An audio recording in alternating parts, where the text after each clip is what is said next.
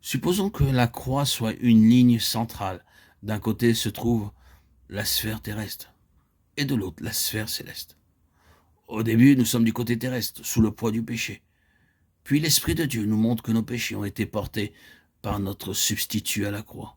Nous disons, il a porté lui-même mes péchés en son corps sur le bois, 1 Pierre 2,24.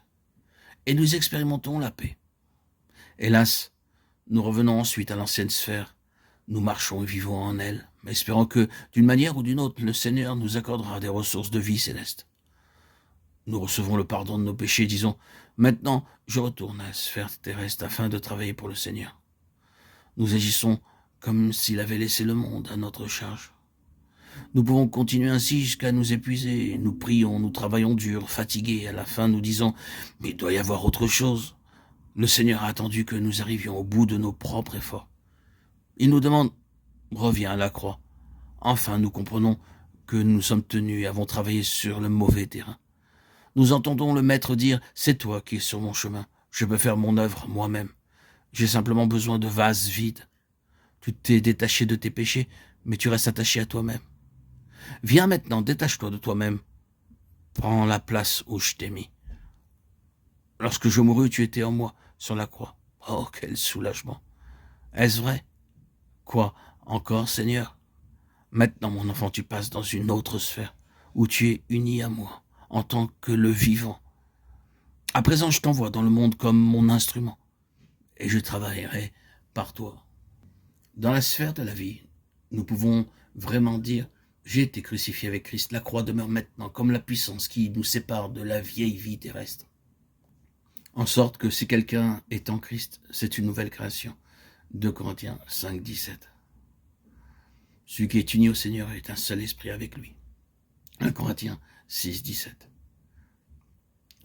En sorte que souligne la base qui a été déposée dans le verset 14, en sorte que si un homme a été planté dans sa mort, car tous donc sont morts avec lui, il est une nouvelle création, il est la vie nouvelle venant de Dieu. Il entre dans une nouvelle sphère, il quitte l'ancienne sphère du moi et vit maintenant dans la nouvelle sphère de Christ.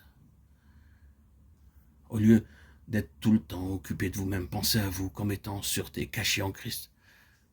Par sa puissance, vous serez élevé hors de vous-même et vous vivrez en lui. Oui, dans la sphère de la vie, nous pouvons acclamer « J'ai été crucifié avec Christ ». Oui, maintenant, la croix demeure comme la puissance qui nous sépare de la vieille vie terrestre. Toutes les bénédictions de l'Esprit nous sont données dans les lieux en Christ, du côté céleste de la croix. Il nous a ressuscités ensemble et nous a fait asseoir ensemble en Jésus-Christ. Éphésiens 2, 6. Parce que vous avez été plantés dans sa mort, vous êtes maintenant unis à lui dans sa vie. Ainsi, ce n'est pas seulement Christ en vous, comme votre vie intérieure, mais vous, en Christ, comme votre circonférence, votre environnement, votre sphère.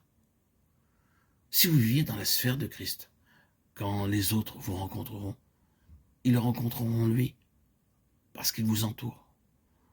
Nous employons souvent l'expression « dans le Seigneur », mais savons-nous réellement ce que cela signifie?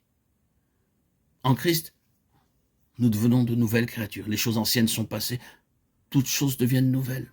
Tout est de Dieu. Nous n'avons jamais à lutter dans cette vie bénie, ni n'apprenons pas non plus à la connaître par nos propres efforts. Il est vrai que Christ a achevé l'œuvre. Jean 17, 24. C'est nous qui devons cesser avec nos efforts personnels et nous cachons en lui par la foi dire, à partir de maintenant, je suis en Christ. Il est mon abri secret. Je suis prêt à laisser mourir les choses anciennes et je me confie en lui de jour en jour pour qu'il fasse toutes choses nouvelles.